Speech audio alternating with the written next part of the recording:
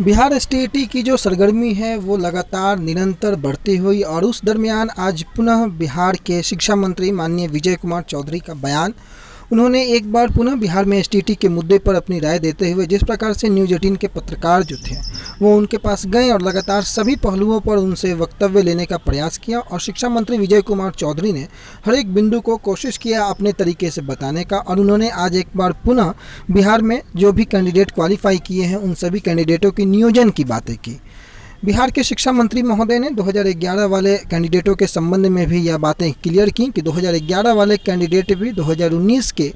जो भर्ती प्रक्रिया होगी 37,440 सीटों पर उसमें हिस्सा ले सकेंगे।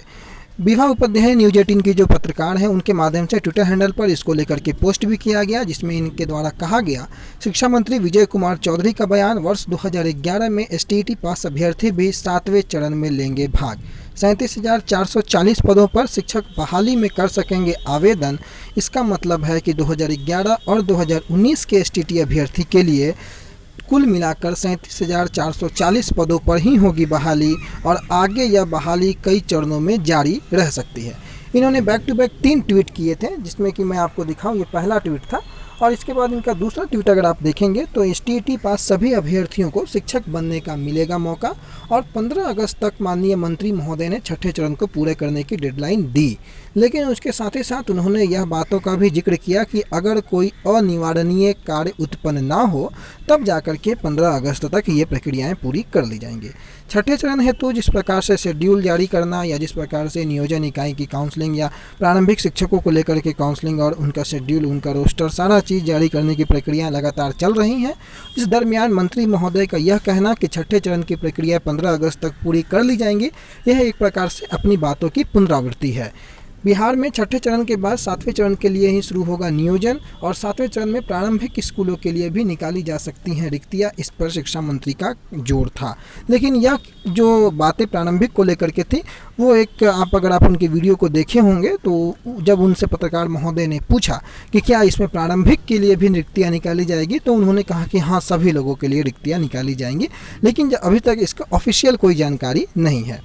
मंत्री महोदय ने अभ्यर्थियों से एक बार पुनः किसी प्रकार की जो है वो बहकावे में नहीं आने की अपील की और साथ ही साथ विभा उपाध्याय का जो तीसरा ट्वीट था, आप देख सकते हैं ये तीसरा ट्वीट, कि अब कहीं भी कंफ्यूज रहने की ज़रूरत नहीं है और अब जो है सरकार जो है, जिस प्रकार से मंत्री महोदय का अगला कथन था कि ज़रूरत के हिसाब से सरकार रिक्तियां निकालेगी अगले चरण में। और मंत्री महोदय के इन बातों से यह स्पष्ट होता है कि सरकार नियोजन के पक्ष में और नियोजन हेतु 7वें चरण, उसके बाद 8वें चरण और उसके बाद के चरणों में तमाम क्वालिफाई एसटीईटी 2019 अभ्यर्थियों के साथ साथ एसटीईटी 2011 में पास आउट किए गए तमाम अभ्यर्थियों का नियोजन कराने के पक्ष में है। विभाग के तरफ से हो या शिक्षा मंत्री महोदय ने आज पुनः इस बात को दोहराया कि मेघा सूची जो तैयार की गई है वह मेघा सूची नियुक्ति की मेघा सूची ना हो करके वह मेघा सूची कहीं ना कहीं केवल पात्रता की मेघा सूची है। इसका मतलब है कि जिस प्रकार से मेघा सूची तैयार की गई है, लगातार मंत्री महोदय ने कई बार इन बातों को कहा है कि वो मेघा सूची जो है, वो मेरिट लिस्ट जो है वो अब शिथिल है, वो अर्थहीन है। उसके बाद मेघा सूची में जिस प्रकार का कन्फ्यूजन कैंडिडेटों के माध्यम में क्रिएट किया हुआ और उस कन्फ्यूजन का हल जो है अभी तक कहीं ना कहीं नहीं निकल पाया और उसको लेकर के जब एग्जामिनेशन की बात होती है तो क्या यह एग्जामिनेशन पात्रता परीक्षा थी या एक कॉम्पिटिटिव नेचर का एग्जामिनेशन था, इसको लेकर के जब पत्रकार महोदय के माध्यम से मंत्री महोदय से सवाल किया गया तो मंत्री महोदय ने इसे पात्रता कम कॉम्पिटिटिव एग्जाम घोषित करने में देर न लगाई। मंत्री महोदय ने यह कहा कि यह एग्जामिनेशन पात्रता परीक्षा थी और कंपटीशन से पास किए गए इस पात्रता परीक्षा में तमाम अभ्यर्थी क्वालिफाई जो न्यूनतम उत्तीर्णांक लाने वाले हैं उन्हें क्वालिफाई घोषित किया गया और सभी नियुक्ति हेतु जो है अब पात्र होंगे। इसके साथ ही साथ जिस प्रकार से नियोजन की बातें चल रही हैं, अगर वो बातें फुलफिल की जाती हैं तो नियोजन जो है उस नियोजन इकाई के माध्यम से बनाई गई मेरिट सूची, जिसमें BA + BA / 2 के आधार पर जो है ये मेरिट लिस्ट तैयार की जाएगी। और प्राप्त जानकारी के अनुसार अगर विभाग और मंत्री महोदय के कथनानुसार नियोजन इकाई के माध्यम से मेरिट सूची तैयार की जाती है तो उसमें एकेडमिक मार्क्स का होना बेहद आवश्यक हो जाता है। बिहार के कई छात्रों के मन में यह सवाल उत्पन्न हो सकता है, बिहार एसटीईटी 2019 में पास आउट कैंडिडेट कि 2011 के कितने कैंडिडेट जो हैं वो इसमें शामिल हो रहे हैं। जब मंत्री महोदय से इस बारे में सवाल किया गया कि क्या 2011 के कोई कैंडिडेट, कितने कैंडिडेट जो है वो शामिल हैं, तो इस डाटा को देने से या इस डाटा को लेकर के थोड़ा सा गोल मटोल जवाब मंत्री महोदय का था। और जब यह बात कही गई कि जो डाटा है एग्जैक्ट कि 2019 में कितने लोग क्वालिफाई किए हैं, सब्जेक्ट वाइज डाटा दिया जाए, तो यह सब्जेक्ट वाइज डाटा को लेकर के भी मंत्री महोदय ने गोल गोल घुमा करके इनका कोई जवाब उचित रूप से नहीं दिया। कुल मिलाकर के अगर बातें की जाए तो जिस प्रकार से मंत्री महोदय का आज का यह एक बार पुनः इंटरव्यू, यह एक दर्शाता है कि बिहार सरकार ने यह मन बना लिया है कि अब छात्रों का जो है 2019 क्वालिफाई छात्रों के साथ साथ 2011 में भी जो लोग बचे हुए हैं शेष, उनके भी जो है वो बहाली साथ में की जाएगी 37,440 पदों के विरुद्ध। लेकिन इसके बाद उन्होंने, मंत्री महोदय ने एक बात अवश्य बोली कि जब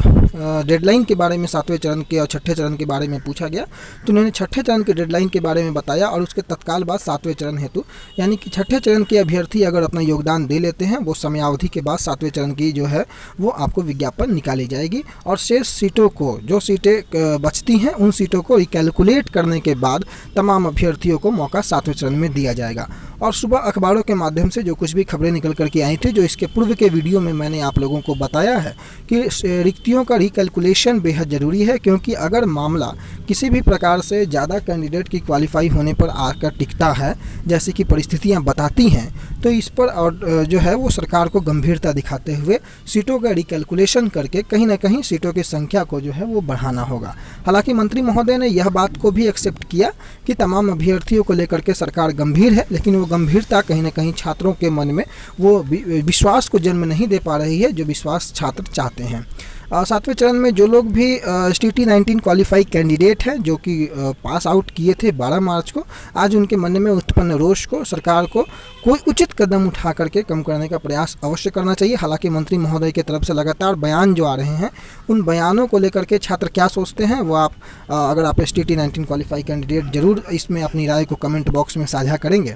लेकिन 7वें चरण की डेडलाइन की बातें की गई तो 7वें चरण को लेकर के उन्होंने सिर्फ यही कहा कि 15 अगस्त तक का जो प्रयास 6ठे चरण को पूरा करने का है और उसके बाद रिकैलकुलेशन सीटों को देखने के बाद 7वें चरण की प्रक्रिया शुरू की जाएगी और उस पर जो है उसके आधार से बहाली की प्रक्रिया आगे होंगी। और जब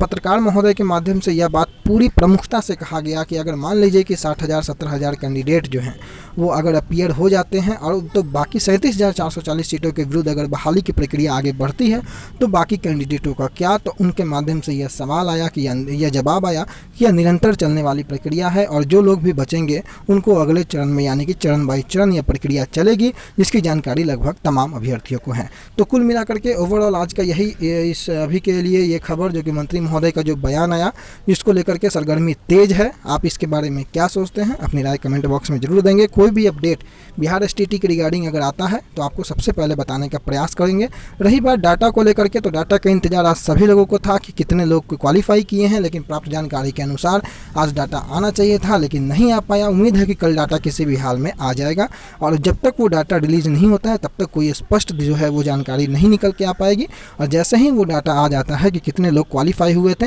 तब जाकर के एक निष्कर्ष पर पहुंचा जा सकता है। उम्मीद होगा इस वीडियो को लेकर के आप लोग जो है वो काफ़ी हतोत्साहित नहीं हो, बिल्कुल पॉजिटिव बने रहें और समय के साथ परिस्थितियों को आकलन करने का प्रयास जरूर करें। आगे कोई भी अगर खबरें निकल करके आएंगी आप तक बताएंगे। चैनल पर नए हो तो सब्सक्राइब करना ना भूलें, बेल आइकन को जरूर प्रेस करें और अपना बहुत ख्याल रखें। धन्यवाद।